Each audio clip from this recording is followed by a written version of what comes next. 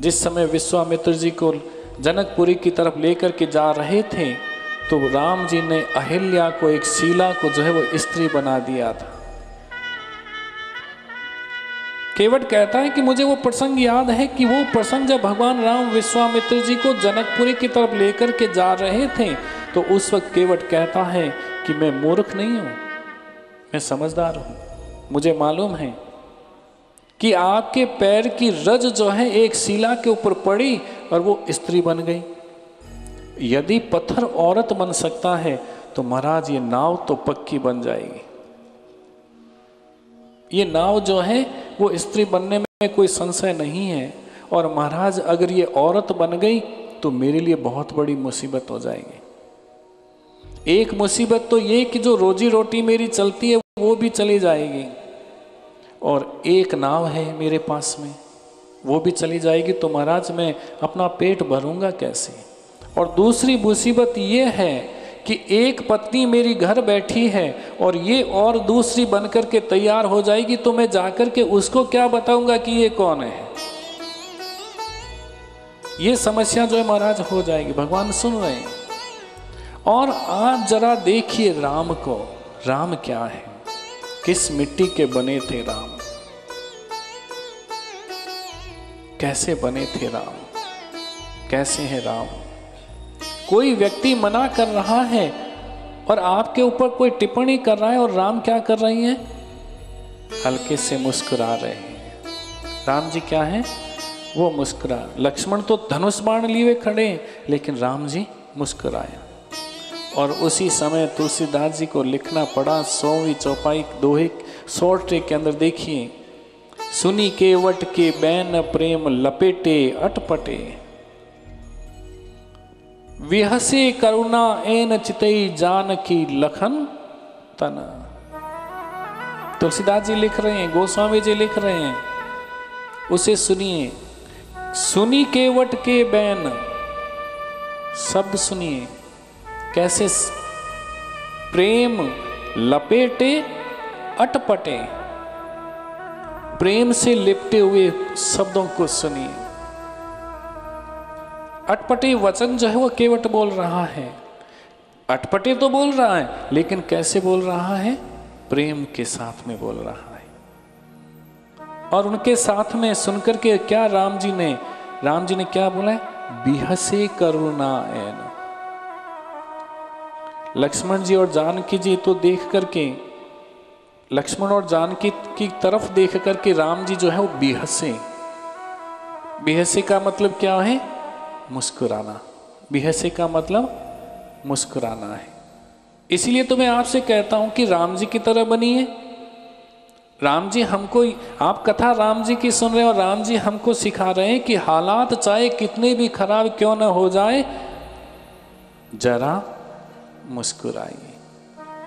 कैसी भी स्थिति क्यों ना आ जाए, हमारे जीवन के अंदर हम लोगों को मुस्कुराना है। आप लोग तो सीरियस होकर के कथा सुनने लग गए हो। सीरियस होकर के कथा नहीं सुननी है आपको। यहां पर क्या लिखा है, बिहसे करुणा एन। राम जी मुस्कुराए तो आप भी मुस्कुराओ। देखो, आप तो ऐसे कथा सुन रहे हो कि जैसे रावण की कोई सेना सामने बैठी हो। कथा हमको ऐसे सुननी चाहिए कि हमें ऐसा लगना चाहिए कि हम राम जी के हैं। और राम जी कैसे हैं, मुस्कुराने वाले। मुस्कुराते रहिए। बहुत से लोगों से पूछते हैं, परेशानी तो सबके जीवन के अंदर है, किसके जीवन के अंदर नहीं है। किसी से कोई भी शरीर जो है वो पूरा नहीं है। सभी किसी न किसी के चोट पहुंची हुई है। कोई न कोई दुख जीवन के अंदर लगा रहता है। लेकिन उसी के अंदर भी किसी को थोड़ा पहले मिल जाती है परेशानी, किसी को बीच में मिलती है, किसी को बाद में मिलती है। लेकिन एक बात जीवन में ध्यान रखिए कि हमेशा जो है वो मुस्कुराते रहिए। बिहसे करुणा एन, प्रभु मुस्कुराए। हमको यही सिखा रहे हैं कि हमारे जीवन के अंदर चाहे कैसी भी परिस्थिति हो, मुस्कुराना मत छोड़ना। अब भगवान जो आगे की पंक्ति बोल रहे हैं वो तो कमाल की पंक्ति बोली है। भगवान समझ गए कि ये पैर धोएगा जरूर, और पैर धोए बिना जाने तो नहीं देगा। इसकी समस्या यही है कि ये पैर धोना चाहता है। तो भगवान क्या कह रहे हैं? कृपा सिंधु बोले मुस्काई, सोई करो जेई तब नाव न जाए। देखिए कृपा सिंधु बोले मुस्काई। अब राम फिर मुस्कुराए। अब मैं मेरी तरफ से तो नहीं बोल रहा हूं, चौपाई के अंदर आपको बता रहा हूं कि 100 नंबर 100 के अंदर आप घर जाके भी देख लेना, ये बात लिखी है। कहीं बिहसे और कहीं मुस्काई, मुस्कुरा रहे हैं। पहले बेहसा लिखना, अब मुस्कुराना लिखना। मुस्कुराते कह रहे हैं कि सोई करूं जेई तब नाव न जाए। अच्छा तुम वही काम करो जो तुम्हारी नाव न जावे, बस तुम्हारी नाव, तुम्हारे को कोई नुकसान ना हो, वो तुम कार्य कर लो। और ये बात कैसे कह रहे हैं? मुस्कुराते हुए कह रहे हैं। बस फिर केवट कहता है मैं तो पैर धोऊंगा, फिर मुझे तो पैर धोना है। तो भगवान कहते हैं कि जल्दी कर, तू पैर धो ही ले। तो उस समय भगवान फिर कहते हैं बेगी आनो जल पाए परवारो, हो तो विलंब उतार ही पारो। जल्दी कर, तू जल्दी पांव धो ले, और पांव धो करके हमें जो है वो पार उतार दे। राम जी केवट से कह रहे हैं। केवट एक कठोता लेकर के आता है, पात्र नीचे रखता है, और ठाकुर जी भगवान श्री राम जो है पैर रखवाते हैं धोने के लिए। नाव के अंदर बैठे हैं, नाव के अंदर बैठ करके ही वो पैर धोने लगता है। पैर धोने की स्टाइल भी अलग थी। हम लोगों को तो धोना ही नहीं आता है, पैर धोना भी एक अलग तरह। ब्राह्मण को घर बुलाओ, भोजन के लिए निमंत्रण दो, तो सबसे पहले उनके पाँव के अंगूठे को धोया जाता है, पहले बैठाया जाता है। बैठा करके फिर बर्तन के अंदर उनके सीधे पाँव का अंगूठा जो है वो रख करके धोया जाता है। लेकिन इसकी स्टाइल कोई अलग थी। केवट कैसे धो रहा है? रगड़ रगड़ करके धो रहा है, जोर जोर से धो रहा है, क्योंकि केवट को पता चल गया था कि ये वही पैर है जिस पैर को ब्रह्मा जी ने जो है वो धोया था, और उसको उन्होंने कमंडलों में रखा, और वही गंगा जो है वो बन गई थी, जिसको हम गंगा जल के नाम से जानते हैं। और आदमी का एक स्वभाव होता है कि जब मौका मिल जाए तो बस कर लो। एक बार मौका मिल गया, काम करना है तो बस कर ही लो। तो भगवान कहने लगे कि अरे भैया थोड़ा धीरे धीरे तो कर, पांव धुल गए हैं तो इतने जोर से क्यों रगड़ रहा है? तो भगवान कहने लगे, तो उस समय भगवान कहते हैं कि जोर जोर से हिला रहा है, हिला हिला करके पांव को क्यों धो रहा है, हम गिर जाएंगे तो केवट कहता है कि, और जैसे हिलने लगे तो लक्ष्मण जी का हाथ तो धनुष की तरफ चला गया था। लक्ष्मण जी को लगा कि ये मूर्ख कैसा आदमी परेशान कर रहा है। उनको लगा कि एक तीर जो है इसकी कनपट्टी के ऊपर लगाऊं, लगा करके उसको कहूं कि धीरे धीरे आराम से धो लेना, जल्दी जल्दी। लेकिन भैया तो चुपचाप बैठे मुस्कुरा रहे हैं। अब राम जी जब बैठे बैठे मुस्कुराते मुस्कुराते धो रहे हैं, तो मैं कैसे इनके कान के ऊपर ये जो तीर लगाऊं? तीर लगाने से लक्ष्मण जी डर रहे हैं। तो राम जी ने कहा कि अरे भैया हम गिर जाएंगे। केवट कहता है कि महाराज बड़ा डर लगता है आपको गिरने में, गिरने के अंदर बहुत डर, सारी दुनिया गिरने के डर से महाराज आपको पकड़ करके रखते हैं और आप डर रहे हैं गिरने से। हम लोग क्यों राम जी के परमात्मा की पूजा क्यों करते हैं, ईश्वर की पूजा क्यों करते हैं, माला पूजा पाठ ये कथाएं क्यों सुनते हैं कि हम कहीं गिर न जाएं। सारा संसार गिरने से डर रहा है महाराज, हम लोग गिर न जाएं इसी चक्कर के अंदर तो हम आपकी पूजा करते हैं, आपके पाँवों को धोते हैं। और आज जो है महाराज आप पहली बार मैं आपके पाँव धो रहा हूं और आप जो है वो गिरने से डर रहे हैं। तो राम जी ने कहा कि थोड़े धीरे धो लो ना भैया, मैं कहीं गिर ना जाऊं। तो केवट ने कहा कि महाराज अगर आपको गिरने से डर लग रहा है तो मेरे सर को पकड़ लो, मैं उपाय आपको बता देता हूं, लेकिन धोऊंगा तो ऐसे ही, ये मेरी स्टाइल है धोने की, मैं तो इसी प्रकार से धोऊंगा, और मैं आपकी कोई हेल्प नहीं कर सकता हूं, मैं आपकी कोई सहायता नहीं कर सकता हूं। भगवान को लगा कि कहीं गिर न जाएं, तो उसी समय उन्होंने दोनों हाथों से केवट के सर को पकड़ लिया था। अब तो केवट को आनंद आने लग गया। केवट मन ही मन सोच रहा है, ये है अनुग्रह। अनुग्रह किसको बोलते हैं? इसी को अनुग्रह बोलते हैं कि आज परमात्मा के दोनों हाथ जो है वो सर के ऊपर है। ऐसी झलक पाने के लिए लोग, संत महात्मा ऋषि जो है वो पावले होकर के घूमते हैं, लेकिन आज तक जो है मैंने तो दोनों हाथ, आज जो है इस केवट ने जो है मेरे दोनों हाथ जो है अपने सर के ऊपर रखवा लिए। यह है निष्काम भक्ति। ये कौन सी भक्ति कहलाती है? निष्काम भक्ति। इसका आध्यात्मिक अर्थ समझिए। दोनों अर्थ समझ रहे हैं? एक तो ये तो कहानी है, ये तो कथा है, लेकिन इसके पीछे का गूढ़ रहस्य है। केवट गंगा के तट पर और आध्यात्मिक भक्ति निष्काम भक्ति है। भक्ति ये करवाती है कि परमात्मा को पकड़वा लेती है। अगर हम भक्ति करेंगे तो परमात्मा स्वयं हमारे पास में आएगा और हमें जो है वो पकड़ लेगा।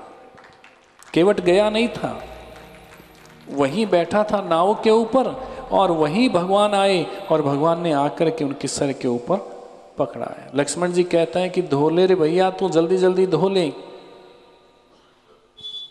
अब नाव जो है, नाव के अंदर प्रभु श्री राम बैठे हुए हैं,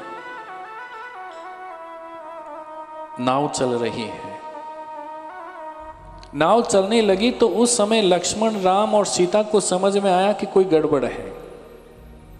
तो राम जी ने कहा कि अरे केवट भैया क्या कर रहे हो, यहीं पर गोल गोल घुमा रहे हो, ये नाव तो आगे चल ही नहीं रही है। तो केवट ने कहा कि वाह महाराज, मैंने आपको ये कहा था कि मैं ये गंगा को पार करवा दूंगा, ये तो नहीं कहा था कि मैं कैसे कराऊंगा। ये मेरी इच्छा है, मैं 1 चक्कर लगाऊं, चाहे 2 लगाऊं, चाहे 4 लगाऊं, चाहे 5 लगाऊं, लेकिन ये तो शर्त है नहीं। तो उन्होंने कहा कि अरे हमें जो है वो गंगा से पार होना है। भगवान समझ गए कि भक्त ऐसे ही होते हैं, इसी का नाम भक्त है। तो यहां पर जो है फिर एक सुंदर घटना घटित होती है।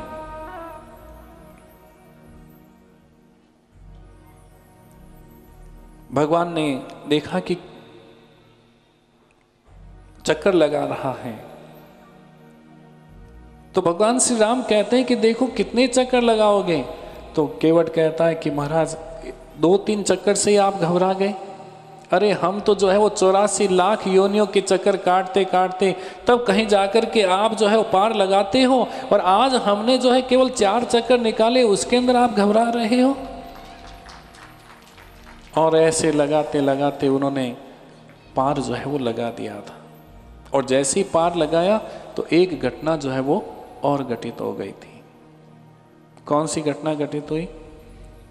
अब राम जी के मन में इच्छा हुई कि कुछ दूं मैं इनको, लेकिन मन में सोच रहे हैं कि भाई उतराई तो देनी चाहिए। लेकिन राम जी सोच रहे हैं कि मैं इसको दूं क्या, मेरे पास तो कुछ है नहीं। अब देखो वो राम है जो कल तक जो है उनके दरवाजे के ऊपर मांगने वालों की लाइन लगी रहती थी और उनको सब कुछ देते रहते थे। आज वही राम है कि मन में इच्छा हो रही है कि दूं, और आज उनके पास में कुछ भी नहीं है, देने के लिए कुछ भी नहीं है। तो उसी समय जो है सीता ने जो है वो देख लिया था कि आज मेरे पति को कुछ देने की इच्छा हो रही है। और उसी समय एकदम जो है तुलसीदास जी ने भरी आंखों से जो है लिखा है। देखिए दोहा संख्या 101 के अंदर बताया है कि पिय हिय की सिय जान निहारी। मणि मुदरी मन मुदित उतारे। सुनिए क्या लिखा है तुलसीदास जी ने। पिय हिय की सिय जान नियारी। पिय मने क्या होता है? पिय मने होता है पति, और हिय मने दृष्टि देखी है, सीता की दृष्टि को देखिए। पिय हिय की, उन्होंने अपने हृदय में सीता जी जान गई थी कि मेरे पति जो है आज कुछ देना चाहते हैं। इसी का नाम पत्नी होता है। और ये देना चाहते हैं, लेकिन आज इनके पास में कुछ है नहीं, इसी कारण से ये परेशान है। जगत का दाता ये सोच रहा है कि मैं क्या दूं इसको।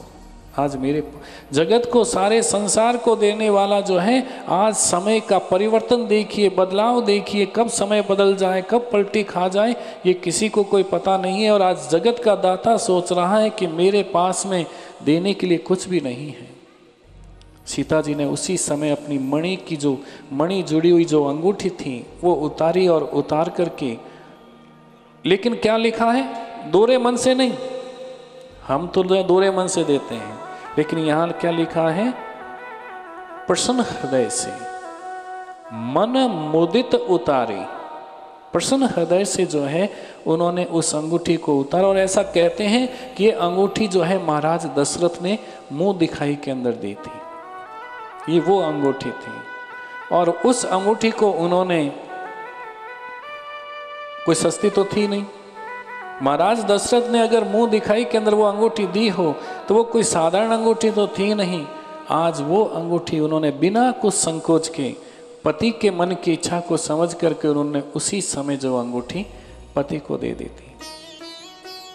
इस घटना के पीछे का भाव देखिए। पिय हिय की सिय जान निहारी। राम जी ने कहा कि नहीं, राम जी ने नहीं कहा था कि तुम अंगूठी उतार करके दो। पति की दृष्टि को जो समझ लेवे उसी का नाम पत्नी है, उसी को पत्नी कहा है। यही तो पति पत्नी का संबंध होता है। पति पत्नी का रिश्ता कैसे होना चाहिए? राम और सीता की तरह होना चाहिए। एक समय आता है कि जब पति पत्नी के संबंधों के अंदर परिपक्वता आ जाती है, प्रेम आ जाता है, गहराई आ जाती है, तो फिर शब्द काम नहीं करते, केवल आंखों ही आंखों से सारे काम हो जाते हैं, हृदय से ही काम जो है वो हो जाते हैं। यही पति पत्नी का रिश्ता है, इसी को पत्नी कहा है। पति अगर मांग ले, पति अगर कह दे, पति के मन में कोई दुख हो गया और उसके बाद में अगर कोई काम करे तो वो कोई कार्य नहीं होता है। पति समझ जाते हैं और पति को क्या चाहिए। यह पत्नी समझ जाती है कि पति को क्या चाहिए, और पति समझ जाता है कि पत्नी को क्या चाहिए। यही राम और सीता की जोड़ी कहलाती है। यहां तो बिना बोले ही समझ गए, और यहां पर तो बोल बोल करके प्राण निकल जाते हैं कि अरे देवी ये कर ले, ये कर ले, ये कर ले, लेकिन उसके बावजूद भी पत्नी